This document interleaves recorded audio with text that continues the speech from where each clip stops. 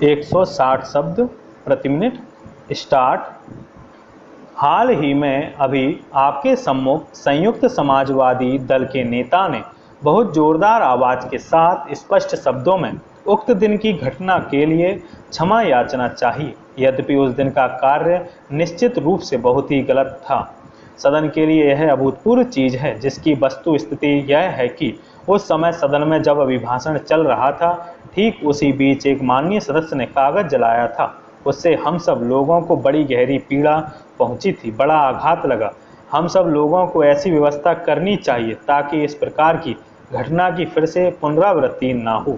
मैं स्वीकार करता हूं कि यह कार्य बड़ा खराब और अशोभनीय था। इस सदन में कभी इस बात की कल्पना भी नहीं की जा सकती थी, लेकिन क्षमा याचना करना इससे बढ़कर दूसरा कार्य नहीं हो सकता।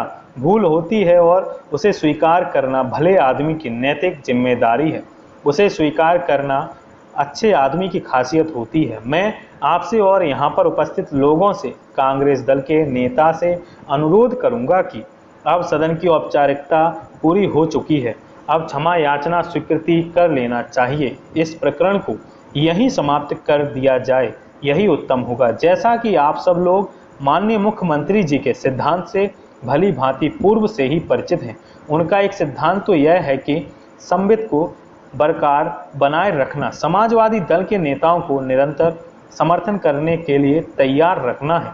इसलिए उन्होंने अपनी तरफ से यह बात पेश की है, उनकी तरफ से नहीं। उनका दूसरा सिद्धांत भी आप जानते हैं, और वह यह है कि वे अत्यंत गंभीर प्रकरण को भी बड़ा चढ़ाकर उजागर ढंग से प्रस्तुत करते हैं।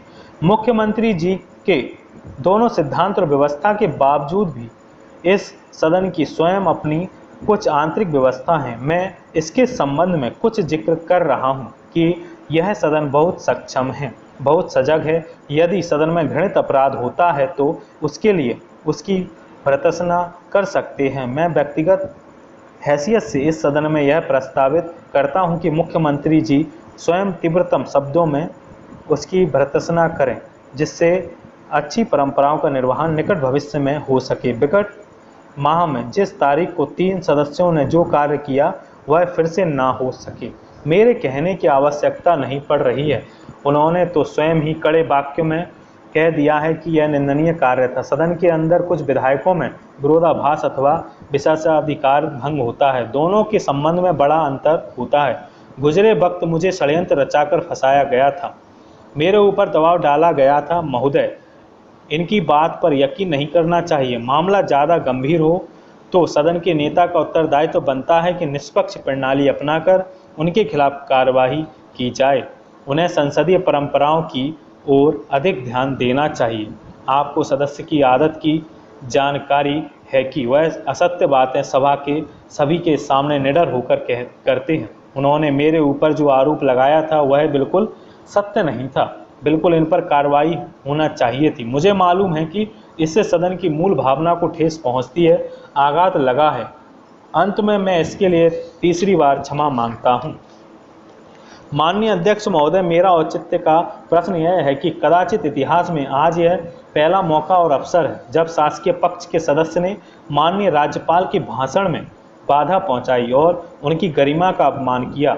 विधानसभा की मर्यादा भंग की यह अच्छी बात नहीं हो सकती सभापति जी। इसलिए मेरा सुझाव है कि सदन के नेता को उनके खिलाफ प्रिविलेज का मोशन इस सदन में उपस्थित करना चाहिए। जब विधि मंत्री ने कहा कि अब यह प्रश्न उपस्थित ही नहीं हो सकता, जिस वक्त घटना घटी थी जब हो सकता था, और उसी समय आपको यह प्रश्न उठाना चाहिए था।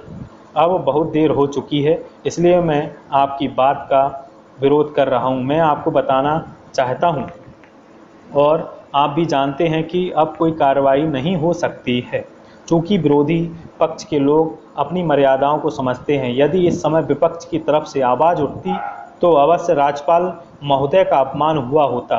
अतः उस समय हमारा चुप रहना सबके लिए अच्छा था। लेकिन मैं विधि मंत्री जी के इस कथन से असहमत हूँ। उस स्थिति में एक हंगामा और पैदा हो जाता अगर हम आपत्ति करते। इसलिए इस परिस्थिति से बचने के लिए हमने मौन रखा पसंद किया और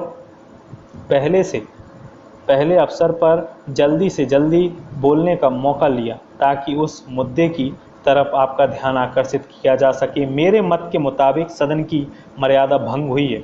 इस कारण सदन के नेता का यह कर्तव्य बनता है कि वे इस संबंध में उचित और आवश्यक कार्रवाई करेंगे तो बड़ी प्रसन्नता होगी। श्रीमान जी, अभी हाल ही में हमारे जो आदरणीय सदस्य द्वारा औचित्य का प्रश्न उठाकर मेरा ध्यान आकृष्ट किया है, उसके लिए मैं उन्हें धन्यवाद देता हूँ। उन्होंने आगे इस प्रश्न का उत्तर देते हुए कहा और बताया भी कि अगर प्रिविलेज बनता तो मैं इस पर आवश्यक रूप से विचार करता, परंतु मैं अभी आपको इस संबंध में कोई वचन नहीं दे सकता कि बनता है या नहीं। जिस समय सदन के नेता के सामने जो घटना घटित हुई थी, तो सदन के नेता को अपना फर्ज समझते हुए इस पर जरूर खेद व्यक्त करना चाहिए, किंतु उन्होंने ऐसा नहीं किया। जब मुझसे बार बार खेद प्रकट करने की बात कही जा रही है, तो मैं एक बार नहीं अनेक बार खेद प्रकट करता हूँ।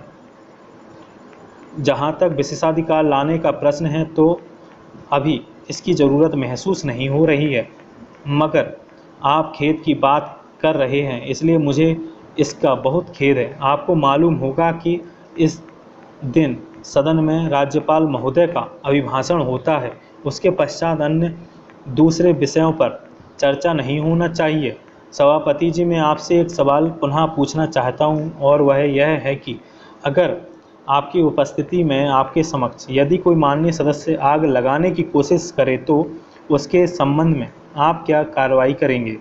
मैं चाहता हूं कि आप अपनी ओर से इस बारे में हमारा ज्ञान प्रकाश करें। जबकि कोई सदस्य कागज जलाने का प्रयास करे तब आपको क्या करना चाहिए? कृपया इस पर भी प्रकाश डालने की कृपा करें।